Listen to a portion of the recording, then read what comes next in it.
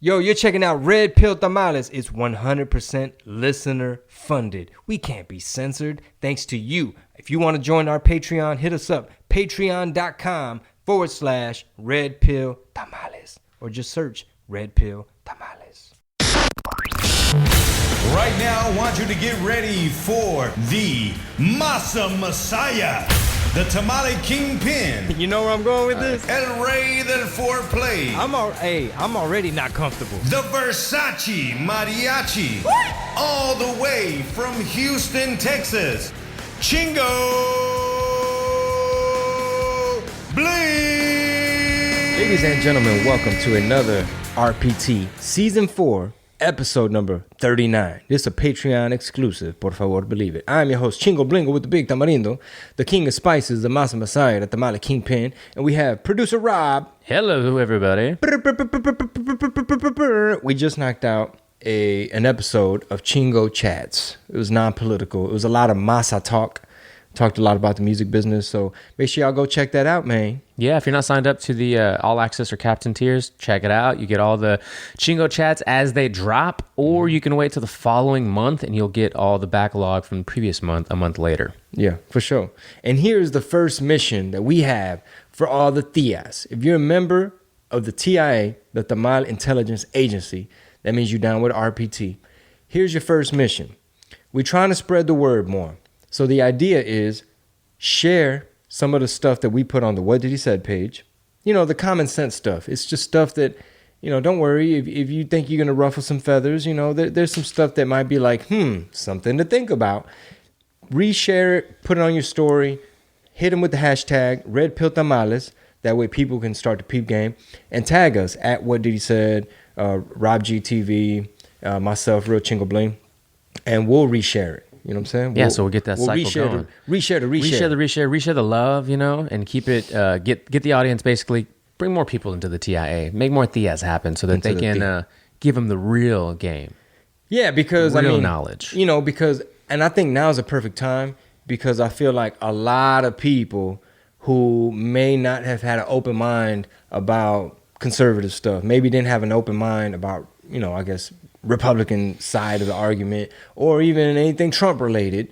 Maybe there's a lot of folks that were just Biden because he's nice and he's decent and he's a good person and this and that. Maybe they're starting to see gas prices going up. All these other countries starting to test us militarily. Mm-hmm. There's a crisis at the border, whether they want to admit it or not. There's so many things that people don't realize they voted for. So the day this drops, so we said on the Chico Chats, we're going back to back because of the National Tamale Day. We're doing these back to back episodes. So Thursday, Friday, you'll be in Mission, Texas, doing some live shows on a mission as well. Yeah. Do you want to drop any info on that, or what listeners could expect, or you want to just wait to see what happens? Yeah. So we're anticipating. We're scheduled to go along on a ride along, right? So we're gonna get some access to some of that border activity. And I have a show. That day. This is tomorrow. So our ride along is tomorrow. We have a show tomorrow. So they kind of gave us a heads up. It may last. The ride along may last a little bit longer, depending on what pops off and what happens while we're down there. So I don't know if they're gonna let us in the facilities. And there's also I guess this part I'll announce later, but there's a lady who I want to get my details straight. Either she's a congresswoman or she's running for Congress. And we're going to sit down with her as well. So all the tias, all the members of the TIA, all the listeners to Red Pill Tamales, we're going to bring back some exclusive content, some visuals, some footage, some interviews, some audio. And, Rob's going to splice it up and make sure that it's on the YouTube, etc. And yeah, so we're trying to bring back some info because one half of the argument is no, it's just a challenge. We inherited this problem. It was already bad. Everything was already to capacity. And then the other argument is no, Trump gave you the safest border in a long time. You know, obviously he was trying to keep track of how much fentanyl is coming through. Are we letting quality people in, or is it just a fucking shit show? Which apparently is what we have now, where these kids went on this voyage, these people went on this voyage, and they're just worse off. Man, I've heard so many things about those centers where they got them over capacity. You got like 2 Border Patrol people trying to take care of 700 kids. They're having to lay sideways on the ground just so they could fit. So you got them like sardines. They said there's 50% of the kids, there's like COVID cases. It's spreading like wildfire. Lice, scabies, just all kind of stuff that could spread. You know, so my heart goes out to these folks.